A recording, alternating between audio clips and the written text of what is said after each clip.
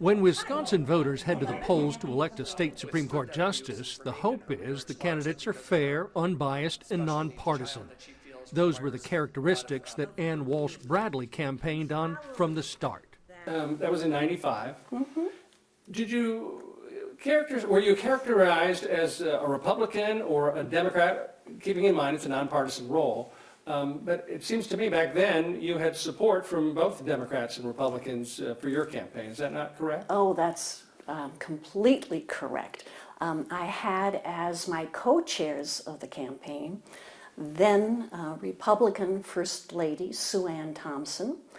The other co-chair was Governor Earl, former Governor Earl, a Democrat, right? Bradley believes money is to blame for the political undertones being cast upon the state Supreme Court candidates. The last two Supreme Court races have set national records for money spent. This past April, more than $100 million flooded the campaigns of Susan Crawford and Brad Schimmel. Democrats supported Crawford, and we won.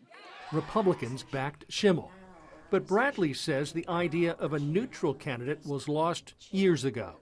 So when did the political polarization of this particular seat change? It's very much one side or the other now.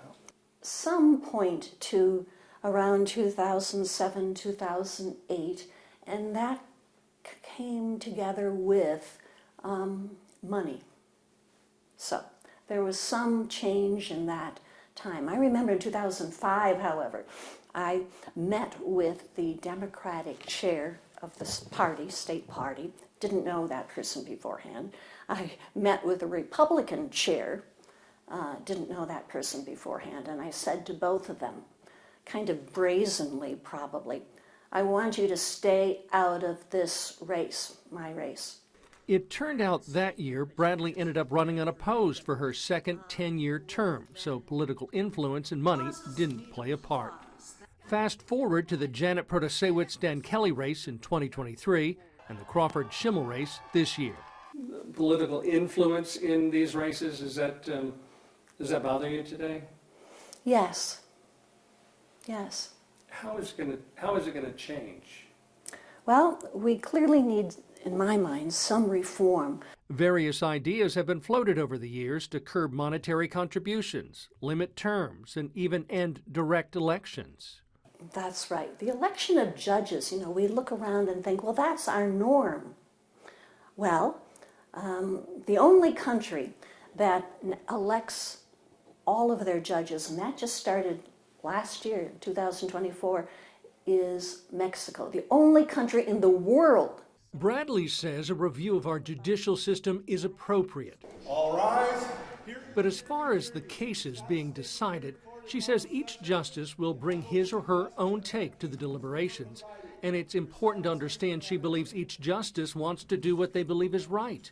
But overcoming voter perception of judges with political bias will be a challenge. How do we get rid of that characterization? I'll tell you what I would like. My vision for this court is consistent with what it was when I got on the court. We were considered one of the top state courts in the nation. We've fallen behind on that, and so my goal for this court is that it returns to that status of being a leader in the development of law and the development of administrative initiatives that improve our system.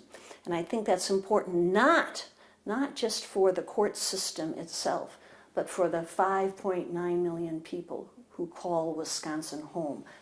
Justice Ann Walsh Bradley is set to wrap up her 30-year career on the High Court this summer, with her replacement being sworn in August 1st.